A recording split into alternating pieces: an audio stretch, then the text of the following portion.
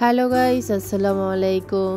আজকে আমি গরুর গোশত দিয়ে বিরিয়ানি রান্না করব এবং এটি হচ্ছে আমার লাইফের ফার্স্ট একা একা বিরিয়ানি রান্না করা। তো চলেন রান্না শুরু করা যাক।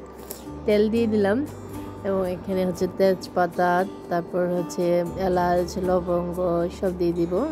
দিয়ে একটু নেড়ে চেড়ে নিয়ে পেঁয়াজটা দিয়ে দিব। তো অ্যাকচুয়ালি হচ্ছে আমি যেহেতু আজকে ফার্স্ট করছি একা একা, তো একটু মনের ভিতরে একটু ভয় কাজ করছে। অ্যাকচুয়ালি জানি না কি হবে, কত দূর কী হবে, কেমন লাগবে আমি জানি না, তবে আশা করি ভালো লাগবে। তো এখন হচ্ছে আদা রসুন বাটা দিয়ে দিলাম, মরিচের গুঁড়ো দিয়ে দিলাম, লবণ, জিরা বাটা দিয়েছি। এখন কিছুক্ষণ নেড়ে চেড়ে আমি বিরিয়ানির মশলাটা দিয়ে দিব। বিরিয়ানির মশলাটা আমি একটা প্যাকেট পুরোটাই দিয়েছি, কারণ এখানে 1 কেজি গরুর গোশত ছিল আর পোলার চাল দিয়েছি 1 কেজি থেকে একটু কম। অ্যাকচুয়ালি গোশতটা একটু বেশি না হলে পোলাওটা বিরিয়ানিটা খেতে ভালো লাগে না। একটু গোশত বেশি হবে, পোলাওটা খেতে ভালো লাগবে বিরিয়ানিটা। হ্যাঁ, অ্যাকচুয়ালি গোশতটা দেওয়ার সময় ভিডিওটা করা হয়নি, কোন দিক দিয়ে স্কিপ হয়ে গেছে আসলে বুঝতে পারিনি। আচ্ছা, গোশতটা দিয়ে নাড়াচাড়া করলাম। এখন দিয়ে দিচ্ছি টক দই। অ্যাকচুয়ালি টক দইটা দিলে গোশতটা তাড়াতাড়ি সিদ্ধ হবে, এবার এই জন্য একটু টক দইটা দেওয়া হয়েছে, কারণ গরুর গোশতটা একটু সিদ্ধ হতে টাইম লাগে, যার কারণে এটাকে একটু ভালো করে কষিয়ে সিদ্ধ করে নিতে হচ্ছে।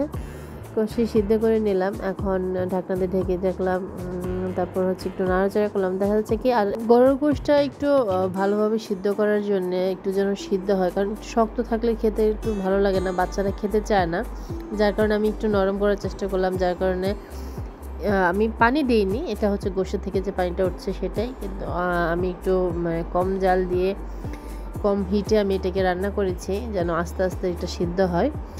তো এখন হচ্ছে প্রায় ঝোলটা শেষ হয়ে আসছে, মরে আসছে। ঝোলটা যখন শুকিয়ে আসবে তখন আমরা এটাকে নামিয়ে ফেলবো। নামিয়ে এখন আমি অপেক্ষা করছি আরেকটু শুকানোর জন্য। আরেকটু শুকালে আমি নামিয়ে চালটা বসিয়ে দেব, পোলার চালটা।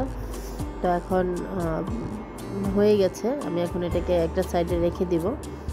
এখন আমি কড়াইতে অল্প একটু তেল দিয়েছি, কারণ গোশে যথেষ্ট পরিমাণ তেল আছে, আর পোলাওতে বিরিয়ানিতে এত একটা তেল ভালো লাগে না। আমি একটু তেল কম খাওয়ার চেষ্টা করছি। এখন হচ্ছে আমরা যে তেলটা ছিল সেই তেলটা দিয়ে দিয়েছি, পেঁয়াজ দিয়ে দিলাম। পেঁয়াজটা একটু হালকা ভাজা ভাজা হয়ে গেলে আমি আর একটু বেরেস্তার মতো করিনি, হালকা একটু ভেজে চালটা দিয়ে দিব। এখন চালটা দিয়ে দিচ্ছি, আর হচ্ছে চালটা আগে ধুয়ে ঝরা দিয়ে রেখেছিলাম পানিটা ঝরার জন্য। তো চালটা একটু ভালোভাবে ভাজা হয়ে গেলে আমি এটাতে হচ্ছে গোশতটা দিয়ে দিব। এখন আমি মজার একটা কথা শেয়ার করি, সেটা হচ্ছে আমি যখন রান্না করছি তখন আমি একটু কনফিউশনে ছিলাম যে চালটা আসলে আমার পোলার চাল না অন্য চাল, আমি আসলে বুঝতেছিলাম না। কারণ হচ্ছে কি, আমার বাড়ি থেকে সব চাল, আমার আম্মু হচ্ছে আতপ চাল, পোলার চাল, তারপর ভাতের চাল সব দিয়ে থাকে। তো আজকে আমি যখন রান্না করতে আসছি, তো পোলার চাল আমি দেখলাম যে একটা পটে পোলার চাল আছে। তো সেটা পোলার চালই, আমার মনে হচ্ছে এটা পোলার চালই, কিন্তু হাতের চালটা তো, যার কারণে আমার একটু কনফিউশনে লাগছে। তারপরেও আল্লাহ ভরসা বলে বসিয়ে দিলাম। তো এখন হচ্ছে আমি গোশতটা দিয়ে দিলাম। তো একটু নাড়াচাড়া করব, গোশতটাকে ভালোভাবে মিক্সড করে দেন হচ্ছে আমি এটাকে পানি মেশাবো। পানিটা হচ্ছে আমি যেহেতু এখানে 3 কাপ চাল দিয়েছি, আমি সেখানে 5.5 কাপ পানি দিয়েছি, যেহেতু গোশে একটু জল আছে, জল না ঠিক একটু মশলা, তেল জাতীয় যে মশলাটা আছে এটা আছে। তো আমি একটু পানিটা একটু কম দিয়েছি, কিন্তু তারপর আমার কেন জানি মনে হচ্ছিল পানি আর একটু লাগবে, কারণ চালটা আমার কাছে একটু বড় বড় লাগছে। তো আমি কনফিউশনে পড়ে গিয়েছি যে আসলে আদৌ কি এটা পোলার চাল নাকি ভাতের চাল। আমি আমি মানে অনেক কনফিউশনে পড়ে গেছি জানেন। তারপর হচ্ছে দেখলাম যে পানি আরও, আমি যখন মেপে পানি দিয়েছি তারপর আমাকে আরও পানি দিতে হয়েছে, কারণ সম্ভবত এটা অনেক পুরাতন চাল ছিল, যার কারণে এটাকে পানিটা একটু বেশি লেগেছে। বিরিয়ানি রান্না করতে গিয়ে আমার চরম একটা অভিজ্ঞতা হয়েছে আর কি। তা আশা করি এই ধরনের ভুল আর কখনো হবে না। আমি প্রথমে আগে চেক করে নেব যে আসলে এটা কিসের চাল। তো আমি লবণ দিয়ে দিলাম, কারণ আমার কাছে একটু লবণটা একটু কম লাগছিল।